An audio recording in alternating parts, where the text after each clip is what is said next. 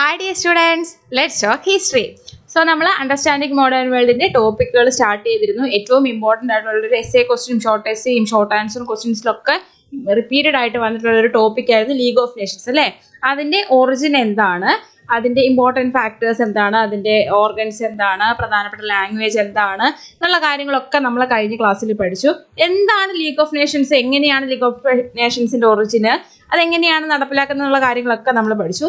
ഇനി നമ്മൾ പഠിക്കാൻ പോകുന്നത് ലീഗ് ഓഫ് നേഷൻസിന്റെ സക്സസും ദെൻ അതിന്റെ ഫെയിലിയറിന്റെ റീസൺസ്, ഇത്രയും കാര്യങ്ങളാണ് പഠിക്കാൻ പോകുന്നത്. ഇത് അടുത്ത ഒരു ക്വസ്റ്റിന്റെ ആൻസർ ആണ്. ഇത് ഈ സെയിം ടോപ്പിക്കിൽ ഈ ഒരു ക്വസ്റ്റിനും റിപ്പീറ്റഡ് ആയിട്ട് വന്നിട്ടുള്ളതാണ്. അതുകൊണ്ടാണ് ഇത് രണ്ട് പാർട്ടായിട്ട് ചെയ്യുന്നത് കേട്ടോ. ഓക്കെ, അപ്പോൾ എല്ലാവരും ക്ലാസ്സുകളൊക്കെ കാണാൻ തുടങ്ങി, എല്ലാവരും പഠിക്കാൻ തുടങ്ങിയെന്ന് മനസ്സിലായി. ഒരുപാട് ടോപ്പിക്കുകൾ എനിക്ക് മെസ്സേജിൽ വന്നുകൊണ്ടിരിക്കുന്നു. ഇപ്പോഴാണ് നിങ്ങൾ ബുക്കൊക്കെ തുറക്കാൻ തുടങ്ങിയെന്ന് എനിക്ക് മനസ്സിലായിട്ടുണ്ട്. അപ്പോൾ എല്ലാ ക്ലാസ്സുകളും നമ്മൾ പെട്ടെന്ന് ചെയ്ത് തീർക്കുന്നതായിരിക്കും. അപ്പോൾ നമ്മുടെ ക്ലാസ്സുകൾ കൃത്യ ടൈമിൽ നിങ്ങൾക്ക് കിട്ടാൻ വേണ്ടി നിങ്ങൾ ചെയ്യേണ്ടത് എന്താണ്, നമ്മുടെ ചാനൽ സബ്സ്ക്രൈബ് ചെയ്യുക, ബെല്ലൈക്കൺ ക്ലിക്ക് ചെയ്യുക. എങ്കിൽ മാത്രമേ നിങ്ങൾക്ക് ടോപ്പിക്കുകൾ കൃത്യസമയത്ത് കിട്ടത്തുള്ളൂ. ഇപ്പോൾ എക്സാമിന് പോയി കഴിഞ്ഞിട്ട് അയ്യോ മിസ്സ് ഇട്ട ടോപ്പിക്ക് ഞാൻ കണ്ടില്ലായിരുന്നു, ഞാൻ പഠിച്ചില്ലായിരുന്നു എന്ന് പറയരുത്. അതുകൊണ്ട് നിങ്ങൾ കൃത്യമായിട്ട് സബ്സ്ക്രൈബ് ചെയ്ത് ബെല്ലൈക്കൺ ക്ലിക്ക് ചെയ്യണം. എങ്കിൽ മാത്രമേ ഞാൻ ഇടുന്ന ക്ലാസ്സുകൾ നിങ്ങൾക്ക് കറക്റ്റ് ടൈമിൽ കിട്ടുള്ളൂ. ഓക്കെ, അപ്പോൾ നമ്മൾ ഒട്ടും സമയം കളയുന്നില്ല, നേരെ നമ്മൾ ക്ലാസ്സിലേക്ക് പോവുകയാണ്.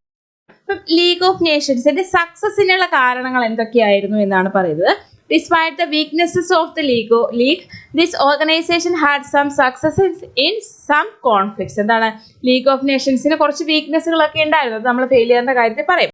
പക്ഷേ ചില കോൺഫ്ലിക്റ്റിലൊക്കെ എന്താണ് ലീഗ് ഓഫ് നേഷൻസ് വിജയിച്ചിട്ടുണ്ട്. എങ്ങനെയാണ്? ഫസ്റ്റ് വൺ ആണ് ദ അലൻഡ് ഐസ്ലാൻഡ്സ്.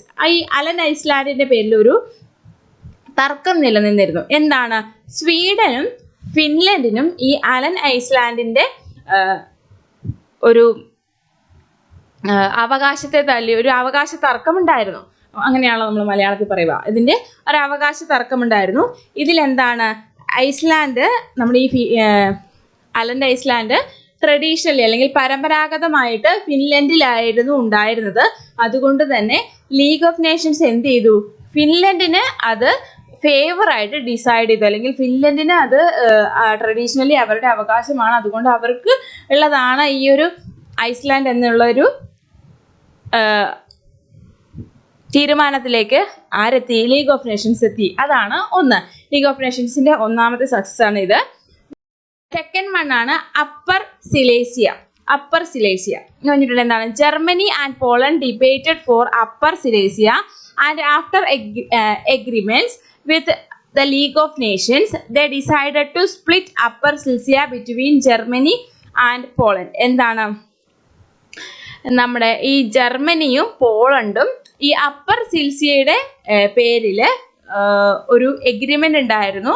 അതുകൊണ്ട് തന്നെ അതിനു വേണ്ടിയിട്ട് അവർ തർക്കം നടത്തി അല്ലെങ്കിൽ ഡിബേറ്റുകൾ നടത്തിക്കൊണ്ടിരുന്നു. അവസാനം എന്താണ്, ലീഗ് ഓഫ് നേഷൻസ് ഇതിനകത്ത് തീരുമാനത്തിലേക്ക് അല്ലെങ്കിൽ ഈ ഒരു കാര്യത്തിൽ ഇടപെടുകയും ഈ അപ്പർ സിൽസിയനെ രണ്ടായിട്ട് വിഭജിച്ച് പോളണ്ടിനും ജർമ്മനിക്കും ഈക്വൽ ആയിട്ട് സ്പ്ലിറ്റ് ചെയ്ത് കൊടുക്കുകയാണ് ഉണ്ടായത്. ഇതിലും നമ്മുടെ ലീഗ് ഓഫ് നേഷൻസിന്റെ തീരുമാനമാണ് നിലവിൽ വന്നത്.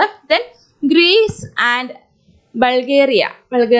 ഗ്രീസിനെ കുറിച്ചൊക്കെ നമ്മൾ കേട്ടിട്ടുണ്ട്. It is a result of a border conflict where Greece decided to invade Bulgaria after the Bulgarian militaries killed a Greek soldier. എന്താണ്, ഇവിടെ ഒരു ബൾഗേറിയയും ഗ്രീസും തമ്മിലൊരു പ്രശ്നമുണ്ടായിരുന്നു. അതായത് ബൾഗേറിയൻസ് നമ്മുടെ ഒരു ഗ്രീക്ക് സോൾജിയറിനെ കൊന്നതിൻ്റെ ഫലമായിട്ട് ബൾഗേറിയ ഇൻവേഡ് ചെയ്യാൻ അല്ലെങ്കിൽ പിടിച്ചടക്കുവാൻ ഗ്രീക്ക് തീരുമാനിച്ചു അല്ലെങ്കിൽ ഗ്രീസ് തീരുമാനിച്ചു. ഇതിൻ്റെ ഫലമായിട്ട് എന്താണ്, ഈ ഒരു പ്രശ്നത്തിൽ ലീഗ് ഓഫ് നേഷൻസ് എന്താണ് കയറി ഇടപെട്ടു. ലീഗ് ഓഫ് നേഷൻസ് എന്ത് പറഞ്ഞു, intervened and ordered the withdrawal of the Greek army and economic sanction. എന്താണ് അത്, ഈ ഒരു ഇൻവേഡ് ചെയ്യുന്ന അല്ലെങ്കിൽ അവരുടെ കടന്നുകയറ്റത്തെ തടഞ്ഞുകൊണ്ട് ലീഗ് ഓഫ് നേഷൻസ് ഒരു ഉത്തരവിട്ടു. അതിന് പകരമായിട്ട് എന്താണ്, ഗ്രീക്ക് ആർമിയെ തടയുകയും അവർക്കൊരു എക്കണോമിക് സാങ്ഷൻ അല്ലെങ്കിൽ ഒരു സാമ്പത്തിക സഹായം ചെയ്യുക. സോൾജർ കൊല്ലപ്പെട്ടതിന് ഫലമായിട്ട് ഒരു സാമ്പത്തിക സഹായം ചെയ്യുക, അല്ലാണ്ട് അത് പിടിച്ചടക്കുവാൻ സാധിക്കത്തില്ല എന്നൊരു ഉത്തരവിടുകയാണ് ചെയ്തത്. ഇത്രയുമാണ് എന്ത് നമ്മൾ പറയുന്നത്, ലീഗ് ഓഫ് നേഷൻസിന്റെ സക്സസ് എന്ന് പറയുന്നത്. ചെറിയ സക്സസ് അല്ലെങ്കിൽ അവർ നടത്തിയിട്ടുള്ള നടപടികളിൽ അവർ വിജയിച്ചിട്ടുള്ള കാര്യങ്ങളാണ് പറഞ്ഞത്. ഇനി പ്രധാനപ്പെട്ട റീസൺസ്, നമ്മുടെ ലീഗ് ഓഫ് നേഷൻസ് തകരുവാനുള്ള പ്രധാനപ്പെട്ട റീസൺസ് എന്തൊക്കെയാണെന്നാണ് ഇത് ക്വസ്റ്റ്യനിൽ ഒരുപാട് തവണ വന്നിട്ടുള്ളതാണ്. ഒന്ന്, വീക്ക്. എന്താ ലീഗ് ഓഫ് നേഷൻസിന് എന്താണ് വീക്ക് എന്ന് പറയുമ്പോൾ? എന്താണ്? വലിയ ശക്തരല്ലായിരുന്നു. The League had not a great military force. എന്താണ്? ലീഗ് ഓഫ് നേഷൻസിന് ഒരു കൃത്യമായിട്ടുള്ള അല്ലെങ്കിൽ ശക്തരായിട്ടുള്ള ഒരു മിലിറ്ററി ഫോഴ്സ് ഇല്ലായിരുന്നു എന്നുള്ളതാണ് പറയുന്നത്. Then America, many Americans were against their country become permanently involved in the problem of Europe and USA refused to join the League of Nations. എന്താണ്? അമേരിക്കയ്ക്ക് ലീഗ് ഓഫ് നേഷൻസിൽ ജോയിൻ ചെയ്യുന്നതിനോട് താല്പര്യമില്ലായിരുന്നു. കാരണം എന്താ? അമേരിക്കയുടെ ഒരുപാട് കാര്യങ്ങളിൽ, അതുപോലെ തന്നെ യൂറോപ്പുമായിട്ടുള്ള അമേരിക്കയുടെ പ്രശ്നങ്ങളിലൊക്കെ എന്താണ്, ആവശ്യമില്ലാതെ ലീഗ് ഓഫ് നേഷൻസ് കയറി ഇടപെടും. നമുക്കറിയാം UN വീറ്റോ പവർ ഉള്ള ആൾക്കാരാണ് ആര്? അമേരിക്കൻസ്. അപ്പം ഈ ലീഗ് ഓഫ് നേഷൻസിൽ അംഗത്വം ഉണ്ട് എങ്കിൽ എന്താ പ്രശ്നം വരിക? ഇവരുടെ എല്ലാ കാര്യങ്ങളിലും അല്ലെങ്കിൽ ഇവര് മറ്റു രാജ്യങ്ങളുമായിട്ട് നടന്ന പ്രശ്നങ്ങളിലൊക്കെ എന്താണ്, ഈ ലീഗ് ഓഫ് നേഷൻസ് കയറി ഇടപെടും. അത് അമേരിക്കക്കാർക്ക് ക്ഷീണം വരുത്തും. അതുകൊണ്ട് തന്നെ അമേരിക്ക ലീഗ് ഓഫ് നേഷൻസിന് എതിരായിരുന്നു. ദെൻ സ്ട്രക്ചർ, തേർഡ് പോയിന്റ് ആണ് structure. The League was a disorganised entity. എന്താണ്? ലീഗ് ഓഫ് നേഷൻസിന് ഒരു ഓർഗനൈസ്ഡ് എൻറ്റിറ്റി ഇല്ലായിരുന്നു, ഒരു ഡിസോർഗനൈസ്ഡ് ആയിരുന്നു, ഒരു കൃത്യത ഇല്ലായിരുന്നു എന്ന് വേണം പറയാൻ.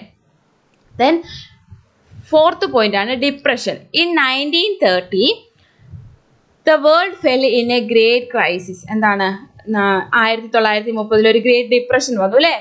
വലിയ ഡിപ്രഷന്റെ സമയത്ത് ലോകം മുഴുവൻ അതിനകത്ത് മുങ്ങിപ്പോയി. ആ മുങ്ങിപ്പോയതിൽ ലീഗ് ഓഫ് നേഷൻസും മുങ്ങി എന്ന് വേണം പറയാൻ. Okay. Then unsuccessful. The experience of the league of Nations had few success. എന്താണ്? ലീഗ് ഓഫ് നേഷൻസിന്റെ തീരുമാനങ്ങളിൽ ചിലത് മാത്രമേ സക്സസ് ആയിട്ട് വന്നിട്ടുള്ളൂ എന്ന് വേണം പറയുവാൻ. Then members, the Nations involved rarely had communication. എന്താണ്? ഈ ലീഗ് ഓഫ് നേഷൻസിൽ ഉണ്ടായിരുന്ന പെർമനന്റ് മെമ്പേഴ്സ് ഉണ്ടല്ലോ, അതിൽ ഇൻവോൾവ് ആയിട്ടുള്ള ആൾക്കാർക്ക് കമ്മ്യൂണിക്കേഷൻ ഗ്യാപ്പ് ഉണ്ടായിരുന്നു, അല്ലെങ്കിൽ അവർ തമ്മിലൊരു കമ്മ്യൂണിക്കേഷൻ ഇല്ലായ്മ ഉണ്ടായിരുന്നു. ദെൻ ബുള്ളീസ് എന്ന് പറയുമ്പോൾ എന്താണ്? The league excluded countries such as Russia and Germany. എന്താണ്? ലീഗ് ഓഫ് നേഷൻസ് റഷ്യ അതുപോലെ ജർമ്മനി ഇതുപോലെയുള്ള രാജ്യങ്ങളെയൊക്കെ എന്ത് ചെയ്തു? ഇൻക്ലൂഡ് ചെയ്തില്ല, അവരെയൊക്കെ ഒഴിവാക്കി. അതും ഫെയിലിയറിനുള്ള കാരണങ്ങളാണ്. ഇത്രയുമാണ് നമ്മുടെ ലീഗ് ഓഫ് നേഷൻസ് തകരുവാൻ അല്ലെങ്കിൽ അവരുടെ തകർച്ചയ്ക്കുള്ള കാരണങ്ങൾ എന്ന് പറയുന്നത്. സോ ഇതോടെ നമ്മുടെ ഫെയിലിയേഴ്സ് എന്തായിരുന്നു എന്ന് പറഞ്ഞു. ഇതിന് നമ്മളൊന്ന് കൺക്ലൂഡ് ചെയ്യുമ്പോൾ എന്താണ്? നമ്മുടെ ലീഗ് ഓഫ് നേഷൻസിന് ഫെയിലിയറുകളൊക്കെ ഉണ്ടായിരുന്നു എങ്കിലും എന്താണ്, നമ്മുടെ ഇന്റർനാഷണൽ റിലേഷൻസ് ഡെവലപ്പ് ചെയ്തെടുക്കുന്നത് അല്ലെങ്കിൽ അന്താരാഷ്ട്ര ബന്ധങ്ങളൊക്കെ ഡെവലപ്പ് ചെയ്തെടുക്കുന്നതിൽ നമ്മുടെ ലീഗ് ഓഫ് നേഷൻസിന് വളരെ വലിയ പങ്കായിരുന്നു ഉണ്ടായിരുന്നത്. ഈ ലീഗ് ഓഫ് നേഷൻസ് ആണ് 1945 UN കോൺഫറൻസ് അല്ലെ, യുണൈറ്റഡ് നേഷൻസ് ഓർഗനൈസേഷൻ, നമുക്കറിയാം UN-ന്റെ എസ്റ്റാബ്ലിഷ്മെന്റിലേക്ക് ഒരു ഗ്രൗണ്ട് വർക്ക് അല്ലെങ്കിൽ ഒരു അടിത്തറ പാകിയത് നമ്മുടെ ലീഗ് ഓഫ് നേഷൻസ് ആണ് എന്നാണ് പറയുന്നത്. ഓക്കെ, ഇതോടെ നമ്മുടെ ലീഗ് ഓഫ് നേഷൻസ് എന്താണ്, അതിന്റെ ഒറിജിൻ എന്താണ്, എങ്ങനെയാണ് ലീഗ് ഓഫ് നേഷൻസ് ഉണ്ടായി വന്നത്, ഏത് സാഹചര്യത്തിലേക്കാണ് ഇത് ഉരുത്തിരിഞ്ഞ് വന്നത്, അതിൽ പ്രധാനപ്പെട്ട member countries, permanent member countries ഏതൊക്കെയാണ്, പ്രധാനപ്പെട്ട ഒഫീഷ്യൽ ലാംഗ്വേജുകൾ ഏതൊക്കെയാണ്, എങ്ങനെയാണ് അവിടെ തീരുമാനങ്ങൾ എടുക്കുന്നത്, അതിൻ്റെ ഫെയിലിയറിൻ്റെ അതിൻ്റെ സ്ട്രക്ചർ എന്താണ്, അതിൻ്റെ ഫെയിലിയറിൻ്റെ റീസൺസ് എന്താണ്, അതിൻ്റെ സക്സസ് ഏതൊക്കെയായിരുന്നു എന്നുള്ള കാര്യങ്ങളൊക്കെ നമ്മൾ ക്ലിയർ ആയിട്ട് പഠിച്ചു. ഇത് കൃത്യമായിട്ട് നിങ്ങൾ പോയിന്റ് ബൈ പോയിന്റ് പഠിച്ചു വെക്കണം. നിങ്ങൾക്ക് എക്സാമിൽ ഏതെങ്കിലും ഒരു ക്വസ്റ്റ്യൻസ് ഷുവറായിട്ടും വരും. ഇതിനകത്ത് നമ്മളൊരു 14 പോയിന്റ് വേഴ്സലൈസിൻ്റെ ആക്ടൊക്കെ നമ്മൾ പഠിച്ചതാണ് അല്ലേ.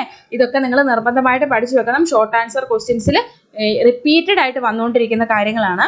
ഓക്കെ, അപ്പം നമുക്ക് ഇതോടെ ലീഗ് ഓഫ് നേഷൻസ് എന്ന ടോപ്പിക്ക് കഴിഞ്ഞു. അടുത്ത നമ്മൾ നെക്സ്റ്റ് നമ്മുടെ മോഡേൺ വേൾഡിലെ അടുത്ത ടോപ്പിക്കുകൾ നമ്മൾ ഇന്ന് തന്നെ ചെയ്യുന്നതായിരിക്കും.